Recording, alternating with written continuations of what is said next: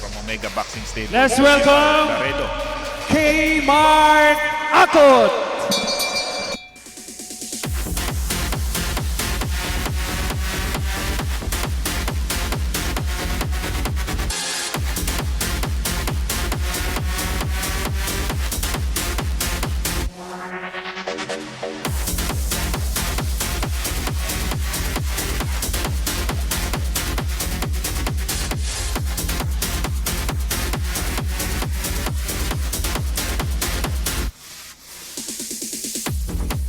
And his opponent, Janimar Loreño.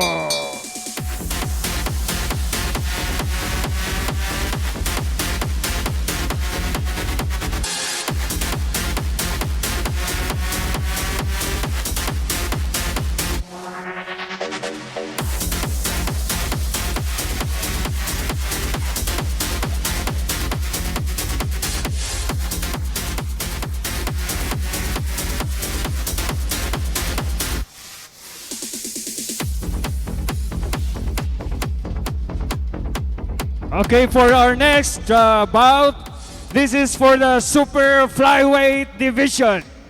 6 rounds of professional boxing. Introducing first, from the blue corner, with a professional record of 2 wins, 4 losses, and 2 knockouts. From Black Hawk Gym, Davao City, let's welcome Kmart Akot. And his opponent across the ring from the red corner with a professional record of 2 wins, 1 knockout, and 1 draw. From Omega Boxing Stable, Cebu, Mandawi City, Janimar Loreño. Laredo. All right. The announcer, by And the way, our is Mr. Jimmy judges for Donton. tonight, Attorney Jonimar Don Ibalia, Loreño versus Kmart Akot, Davao City. Itong si Kmart Akot from the Omega Boxing Stable, and the third man Jonimar at the Loreño. ring, referee Antonio Piquero of Bohol. And the third man in the ring is Boxers for Angelito the final Piquero from Bohol. So, what do we know about these 2 fighters, Mr. Avingo? Ang alam ko lang, napakaganda nung trunks nung Omega? nung Omega. Ay, Talagang dati pa yan? statement nila yan eh. You know? Yung fashion ba? Parang nakakatulong sa boxer din kasi yan eh. Parang sinturyon, ano? Oo. Okay. Yung kalaban, Macho Camacho. Oo, yung yun. kalaban ni Sugar Ray Leonard, yung last one. Yung natalo si Leonard. Nung mga panahon ko, kung tawagin niya, Spartan eh. Mga ganyan. Sinong mas matanda? Spartan, Centurion? Parang yung Centurion, parang hindi ko naabutan yun eh. Alright. Mark Akot and Jonimar Loreño. Loreño 2 wins and 1 knockout coming into this fight. Yung Loreño, makikita mo yung... Nakita ko yung mukha niya. Cute eh. Tapos tumalikod siya, smooth criminal. Oo. Okay, tamang-tama eh. No? Tama. Oo. Pero Tingnan natin kung smooth criminal ba. Pero taas ng reach niya, oh. siguro itong Akot naman coming from Davao City, ang layo ng pinanggalingan ko. Medyo kailangan na preparado ka talaga sa mga ganitong moments ng career mo. That left mid connect mo na Loreño. Batang-bata pa itong Loreño, nakikita mo, or baby face lang. Pwede ka di ba? Pero Parang Sir Sandy na baby face. Eh, criminal eh. Smooth criminal. Nice exchange there, pero walang masyadong ano.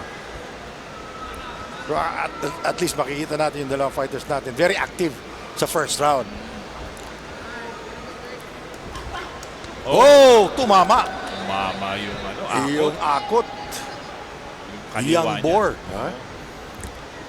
Ang ganda ng mga ring names nito eh.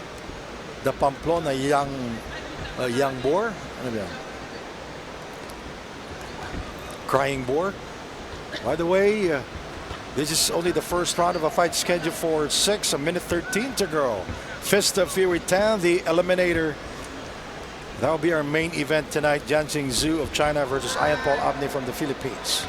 Ano ba yun, Sir Sandy? Sa tingin mo ba malaking factor yung home court dito sa eliminator na to? You're residing in Cebu, dito ka lumalaban, dito ka nag-ensayo. Siguro may konting pero alam naman natin sa boxing walang home court advantage yun eh. Yung crowd sa'yo, pero yung pag tinamaan ka, wala na. Sinabi nga nila, pag umangat ka na sa ibabaw Wala na, na, mag-isa ka na doon. Oo. Kahit yung coach mo, magkamali ka lang ng isa.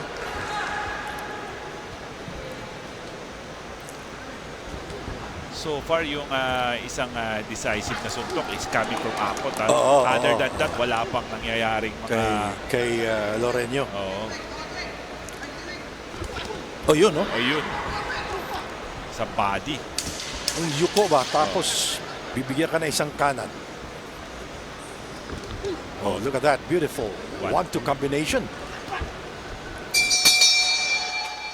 And now let's see what will the coach of Omega will do. How will they adjust to the style of Mark Akut? Tama yung sinabi mo. How would you adjust? Yun ang mga role ng mga coaches eh. Yung how would you take round number 1, give your pupil that enough motivation for him to move on sa pangalawang round eh. Alam natin tinamaan siya talaga ng dalawang magandang suntok doon. So ang tanong natin, will that be enough for Akot to take that round? Pero nevertheless, sa mata natin, medyo mas decisive yung Akot tong round number 1. Yan yung sinasabi mong adjustment factor. Doon lalabas yung mga bright mga techniques ng mga coaches. So we will see that here in round number 2, as we saw both coaches telling their fighters and instructing them. So let's see how will Omega and the smooth criminal Johnny Umar Loreño will adjust. Right now, he is pumping the jab. Medyo yan ang bago.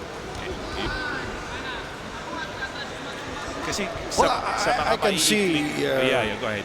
Mark Akot, yung mga wild attempts niya tumatama hindi naman siguro siya wild adjusted. Yeah. Yung left niya tumama na naman. Pero yung 1-2 combination ng parang organized chaos. Parang tugma sa smooth criminal. Organized chaos. Ito yung bago. Itong si Loreño, he is jabbing right now to keep Akot at bay. Yan yung adjustment niya. And Akot wants to be in striking distance para makuha niya yung pagpasok sa loob. Yeah, definitely.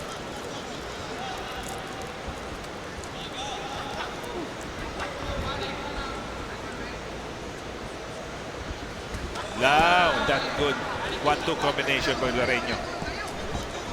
Nakukuha na yung susukat, nakukuha na yung tempo. I'm speaking about Loreño. A great adjustment by the corner. Oh, yeah.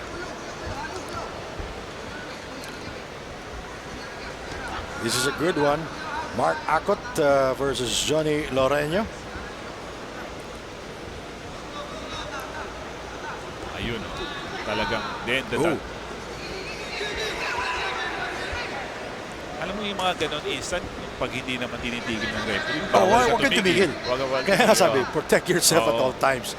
Well, I've seen that the Mayweather, yung si Joe Cortez yung referee. Good uppercut, good combination there by Loreño, pero bumawi itong si Akot. Yung mga ganong gesture, alam natin yun, ha?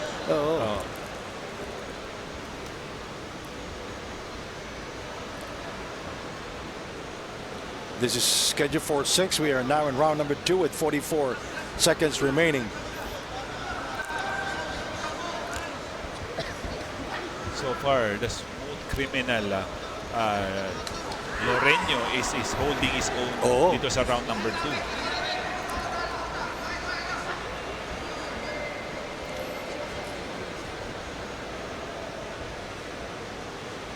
Dalawang Omega. Mamaya pag after nito, Omega pa rin. May Dalawa bago yung yung si PBF na. Jobert Kahimat. Daming nag-aabang ng PBF title. Sabi nila, ang ganda ng matchmaking daw doon. Oo. Gabonilas versus Roda. Ay, tatlo pala yung yung Omega, yung Ramil Roda mamaya. Sabi nga nila, Sir Sandy, yung Gabonilas daw versus Roda, parang basketball, win or go home. Loko. Di ba? Pag yung natalo ka dyan, medyo mag-iisip ka na. Kasi sunod-sunod, tatlo na yung Oo, Gabonilis tatlo na na. tayo. Sunod-sunod eh. Kung matalo naman yung Roda, Ganon din. ganun din. So your thoughts on the second round? So far, Yung dun sa- adjustment na pinag-uusapan natin. nakita ko yung adjustment na ni Doc J sa Omega from first round, second round. Mas maganda yung pinakita niya nung second round. And they're using the jab. Yes.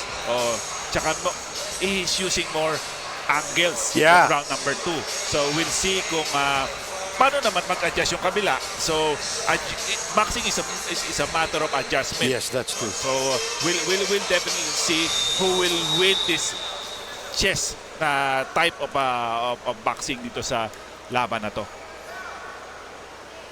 All right, this is round number 3 of a fight scheduled for 6.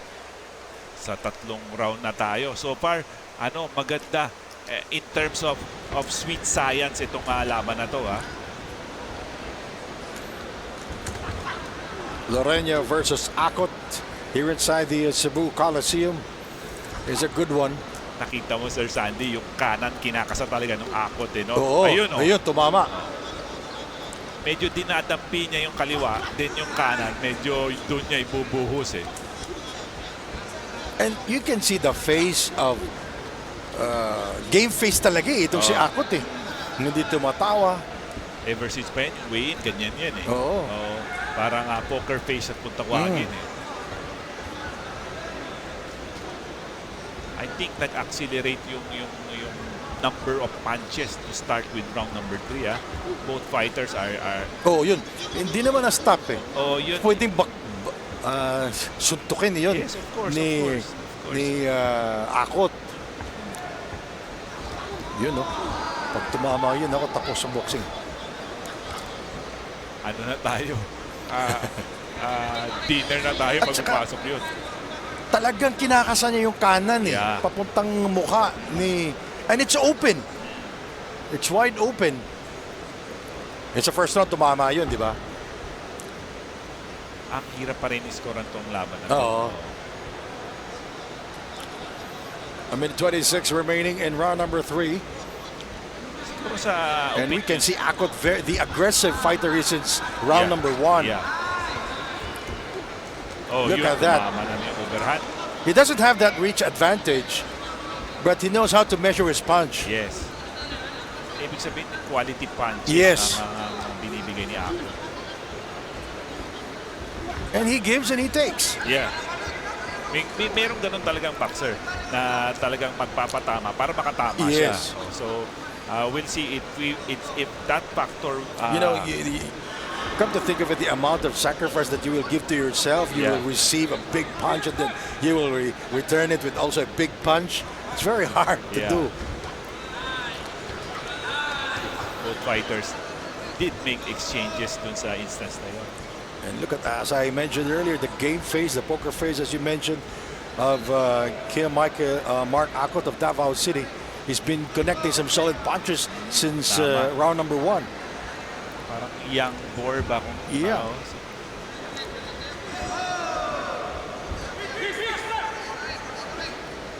10 seconds left of halfway through of this fight. Last 1-2 combination did connect for Lareño. Grazing the face of Loreno. Now Loreno's in the corner and he stays out of trouble. And that will be the end of the third round. Again, magpapasalamat tayo sa Chelsea International Promotion for giving us Fist of Fury 10, the Eliminator. Again, yung main event natin, Sir Sandy, Ding Sang-Soo of China against Ian Paul Abne for the IBF Minimum Weight World Title Eliminator. Whoever comes up on top of this fight will fight Pedro Pedro Paduran. Kid General Paduran, who is in attendance right now.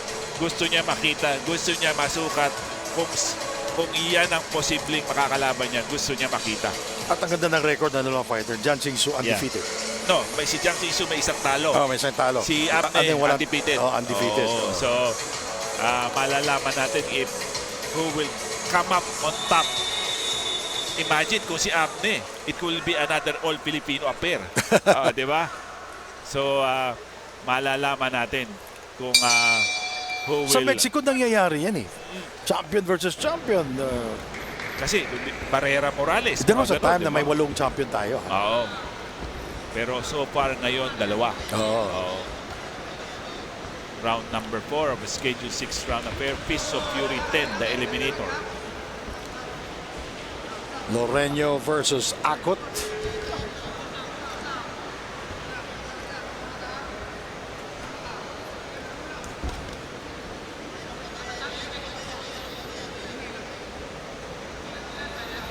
And right now, we can see Loreño sizing up Akot there.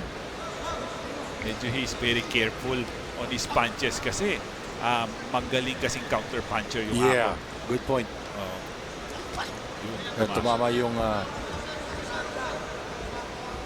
right ni Loreño.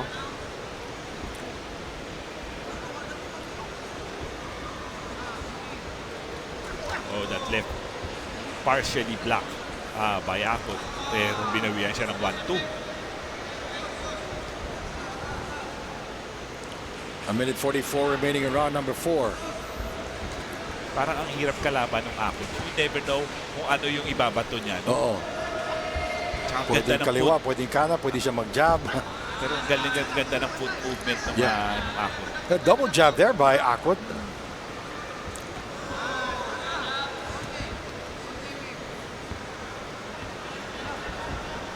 Ay, kamusta pala sa mga kaibigan natin from Davao? Kasi back from Davao, inaabangan nila yung local boy nila na si Akot. Oo.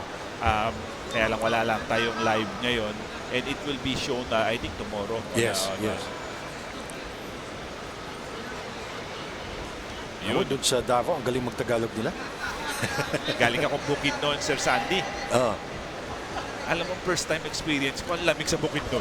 Bukid eh. Talagang, tanghaling tapat. Ang presko eh. Baka pumunta ka sa yung may little Baguio din eh. Yung, Oo. Oops. It's a push. So, 36 seconds of round number 4 na po tayo. Juni Mark Loreño, who is sporting the Spartan pink trunk against Kiel Mark Akot from Davao City, yung naka-black and yellow. And look at Akot eluding that punch. It was like dancing that time. And this guy, Loreño, is very much contented using his jab. Ang hirap scorean tong round number 4 na to.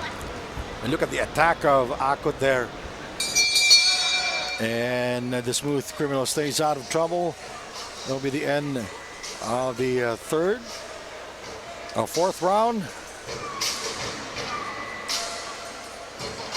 Sa mga nag-aabang dun sa mga fans na nakamiss kay John Paul Gabonilas, he will be making a comeback din sa after siguro mga 2 years hiatus siya, more or less, after niya matalo sa Japan ng 2 beses. Yung una niya dito sa kay Oo. Miguel Fajardo. Pandemic pa yun eh. Sakit niya doon, sakit nun. Kasi lang yun most likely parang 11 seconds yata yun mga Pagpasok, ganun mga nangyayari yung Oo. mga kalaban ni Miguel Fajardo. Oo. Yung nag-eliminator siya. Yeah. Ganon din, halos mga 12 seconds lang, 13 seconds Pagpasok. lang. Ang ginawa niya, hinablik niya ng ng parang hook na manipis. Hindi na nakarecover yung Mexican. Doon pa sa hometown ng Mexican, di ba? Sabi ko nga, walang home court advantage eh. Yeah, definitely. We go round number 5 na po tayo ng Schedule 6 round affair nitong very exciting. And now we can see, starting this 5th round, Loreño is aggressively starting the round. He goes to the body. And look at that wild shot there by Akot. Another adjustment on the corner of Loreño. Kasi this time, nag-iba naman ang Oo. complexion niya. Aggressive siya ngayon. Oo. Maybe maybe sa tingin ng mga ibang dihado sila sa dihado score. sila. Kaya kailangan mag-push forward sila. So, medyo tama rin naman yung Oo. ganung mindset, di ba? Kasi hindi naman ito pareha sa basketball. Nakita-kita mo score eh. Oo. Alam mo, Hindi- sa hindi- basketball ngayon, yung 4-point play, pag lamang ka ng hindi ka pa Wala. safe eh. Oo, hindi ka safe eh. oo.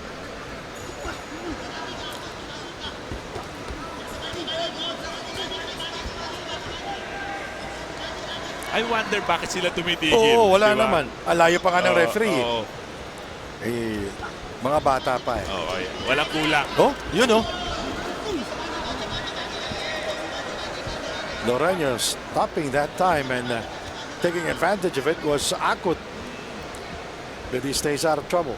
The corner of Akut giving him instruction to dig to the body, try to test the body. Dapat kanina pa yun eh. Ito tipid sila lang dalawa. Oo. Pero to ang coach nito si Rodel Garde, yung kapatid niya Richard Garde fought Ding Sang-sung in Vietnam Oh, in a 12-round classic decision. ayun, tingnan mo yung mga suntok ni Akut tumatama po. At sumagot naman itong si Loreno.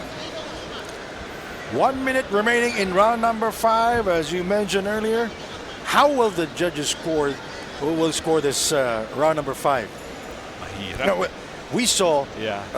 Loreno starting very aggressively. Yes. Pero yung counter-punching ng Akot tsaka Yeah. yung body At punches niya. tumatalikod siya. Oh. Hindi natin alam kung nasasaktan siya or what. Pero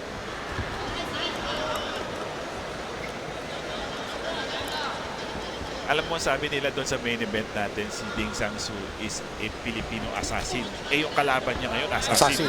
So, paano ngayon? Di ba? Ito si Abdi, former PBF, no? Oo. Minimum weight champion. Tsaka lumaban to ng WBC youth. Halos lamang na siya. Nagkauntugan. Yun. Oo. Sa Japan pa nangyari yun. At naging champion din siya WBA. O, Asia. Asia. Oo. Ay, ito, nakikita natin sumasayaw. Si Key Mark Akut. Alright, papunta na po tayo sa final round natin. Round number 6. Number 6. Again, yung mga sponsor natin, yung Fairtex Philippines, yung representative nila si Ma'am Kukoy Elorde is in the house right now. Nakausap ko siya kanina. Oo. Meron silang physical store sa Paranaque. Lahat ng klase ng gear nandun na, from Muay Thai, kickboxing, boxing, nandun lahat. And the Elordes, they are from Cebu. Yeah, They're- Bogo. Bogo. Oo. Hindi na yata sila nakapunta doon. Kasi hindi na. Tsaka maraming nag-istorya sa kanya kahapon about his father, fighting in Cebu Coliseum, yung Bogo. Eh, sabi niya medyo bata pa ako noon eh. Tsaka may babae ako, may mga sibling ako, mga mas makakatanda. Sila ang medyo, right now he's one of the more sought after promoter natin. Di lang sa buong Pilipinas. Alam mo, the more promotion, the better for us. Oo. Mas marami tayong trabaho. At saka entertainment din yan eh. Oo. Round number 6, the final round of this bout between Akut and Loreno. And so far, nahihirapan po tayo kung sino ang lamang. Maaring itong final round could be a decider. So, hindi natin alam. Now, we saw earlier, natalo yung Pinedo Oo. kay Marlon Alejandro. Split decision yun. Sakit kasi ng split eh. Mabuti pa matalo ka na ng unanimous na wide eh, no? Two job did connect for Loreno.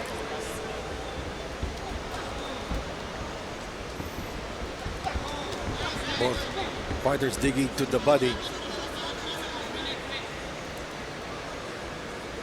Not much going on for referee Angelito Piquero. Kasi wala namang they're not in, yun. Yan, i-break na yan. Narinig agad na. Hindi nga. Ayun, na-break na. That body combination is a scoring punch for Akut.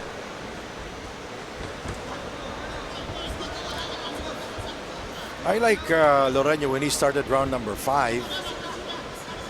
You know, but Akot very patient with patient aggressiveness. Siguro ganyan talaga ang laro ng Loreño. Yung sa labas talaga, jabbing, straight jab, straight, aalis ng angle. So, sa ngayon, they are trying to test the water kasi bata pa yung Loreño. Pero eventually, mag-i-stick yan sa ganyang style niya kung saan siya mas komportable. Kampante, no? Ayan, hindi scoring dun sa mga ginagawa niya Kaya lang tama ka, Sir Sandy, sinasabi nila parehong bata to. Pag pinipressure ka, hindi kayo mayakap, hindi kayo mahawak. That's all part of boxing 37 seconds remaining. Final round of this bout between Akot and Loreño.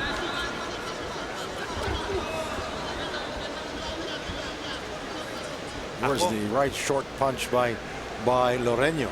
Ako tingin it's will go either way sa the way nag-progress tong laban na to.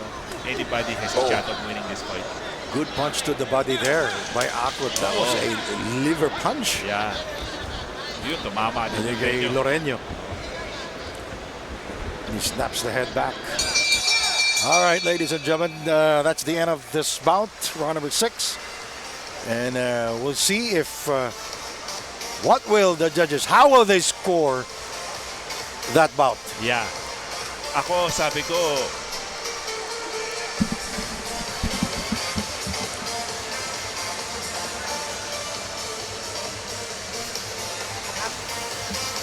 So we'll wait for the official announcement of how will the judges score this bout.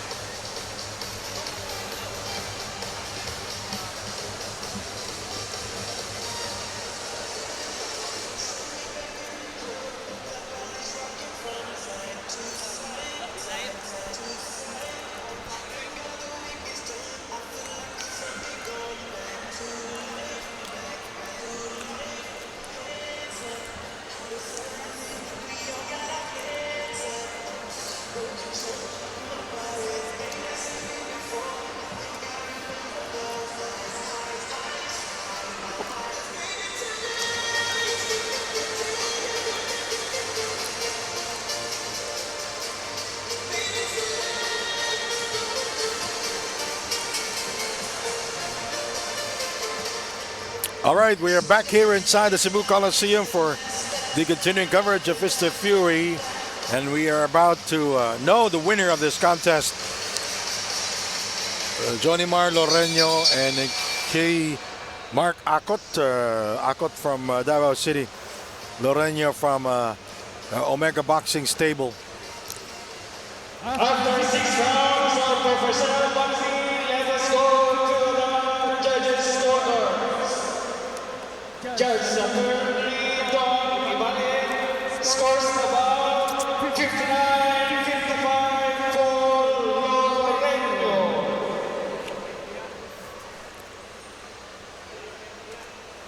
Judge Attorney Antonio Cañete scores about 57 even.